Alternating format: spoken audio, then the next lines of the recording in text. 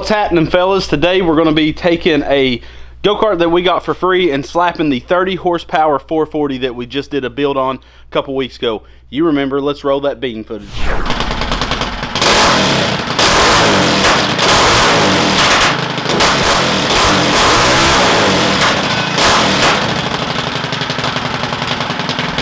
So this engine has 1.2 ratio rockers, a billet rod, billet flywheel, still has the electric start. It also has a 301 cam in it and some chromoly push rod. So the head has been milled 70 thousandths and ported with a 34mm flat slide. We're going to pull the go-kart in. We're probably going to have to cut off the back, and we're basically going to use this frame in the future for our test platform. It's just going to be a simple go-kart, you know, no suspension, just for when we build engines. This will be the cart we slap them on to test them out at the end of the video. So let's go out back to the boneyard and drag this puppy in. So there she is. It is a streaker cart. We pulled the axle off. What I like so much about this frame is it's super beefy. Where, like, if you find a Murray or something, they're super thin frames. This is really thick, well built, and it's comfortable for an adult to ride. So it came with the diff that we use on the header mini bike. So it has dual mechanical disc brakes, 3 axle bearings. We're probably not going to be able to keep those because we're going to probably extend the rear. We'll put 3 axle bearings back on it, but we just got to get it in the shop and see what the dealio is with it. So let's drag this puppy in. Now the first thing we need to do is go ahead and install the 40 series torque converter from Go Power Sports. Then we can set the engine onto the frame the way it came stock and see how much we need to extend the back section to allow us things like chain tension and make sure our side cover isn't hitting any existing steel on the frame. So let's get that done.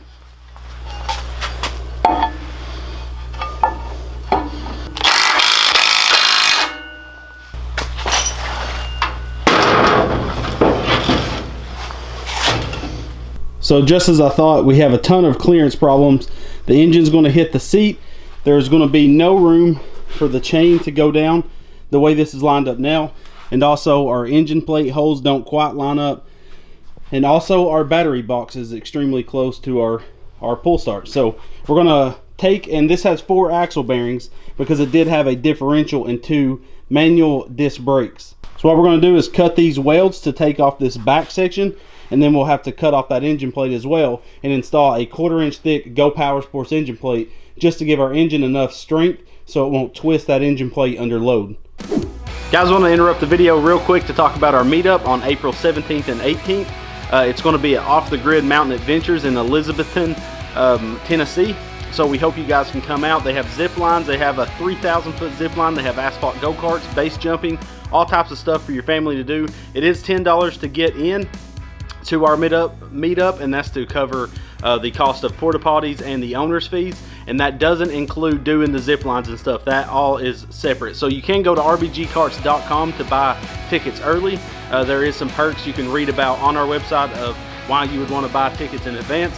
We hope you guys can travel out. There's some campgrounds around. Absolutely no alcohol or drugs are to be on the premises, so please don't do that. And we're going to have a great time. We're going to go ride the trails soon to make sure they're suited for mini bikes and go-karts.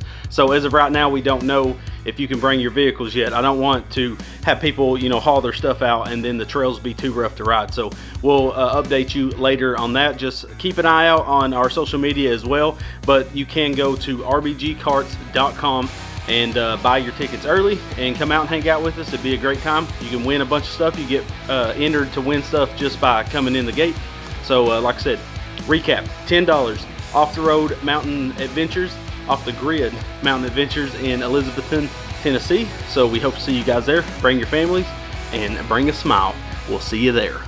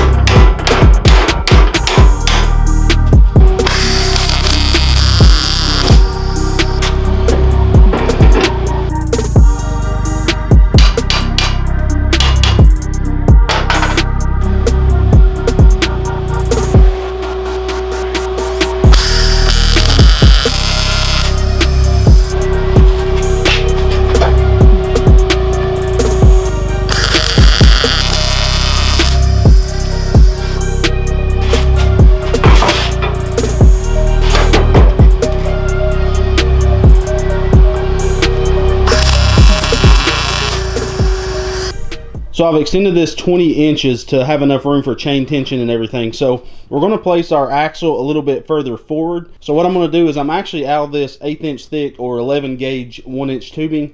So I'm going to run and get some and do 2 90 bends. Basically it'll come up a 90, go over and go down a 90 to raise up the engine plate so we won't have it, any problems with chain tension. We're also going to be adding hydraulic disc brakes to this, so I'm going to start figuring up how I want to mount the master cylinder and everything, because like I said, this is going to be our perfect little test frame to slap engines on, and hopefully it'll do wheelies and cool stuff like that. It'll hold up to a V-twin. The front end's really beefy on this thing. We are going to be cutting these stubs off and doing some kind of brush guard to protect our tie rods, and we're going to be replacing these tie rods as well. These has got the lawnmower style tie rods, so we'll get this all pulled apart, and we'll run and grab some new steel to get this back end done.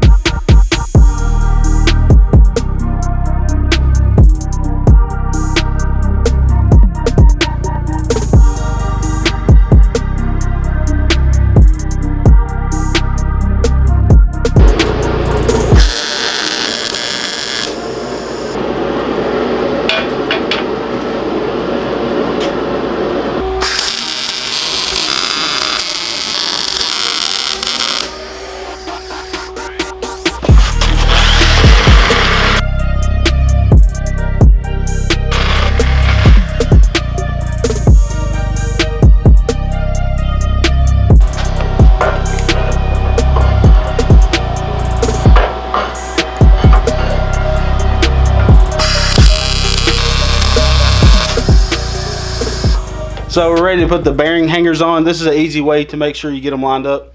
Just use a piece of 5/16 rod stock, or threaded rod, all thread. And then I've already marked the frame at, I think 8 inches is where I want the start of this bearing hanger to start.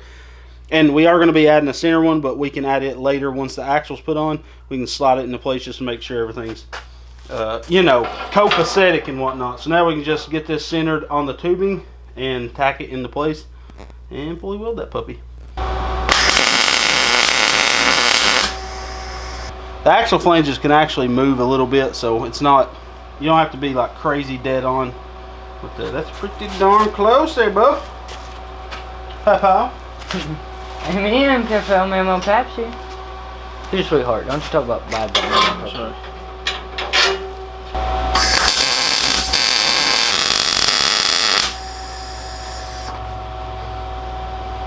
So guys, the car is almost done. We're waiting on our wheels and tires and hubs from Go Power Sports. We are going to be putting front brakes on this cart as well as a hydraulic e-brake, but the e-brake is actually going to hold the front brakes. So the reason we're doing that, so we can do crazy burnouts with this cart. This is just going to be, a thrashing cart. We'll take it around. We won't take it around the trail at the property, but we'll make a little dirt drag strip to start testing engines to see how fast we can get so many feet on our little dirt strip. So as soon as the tires and wheels come in, we'll get those mounted. We got to finish up the brakes.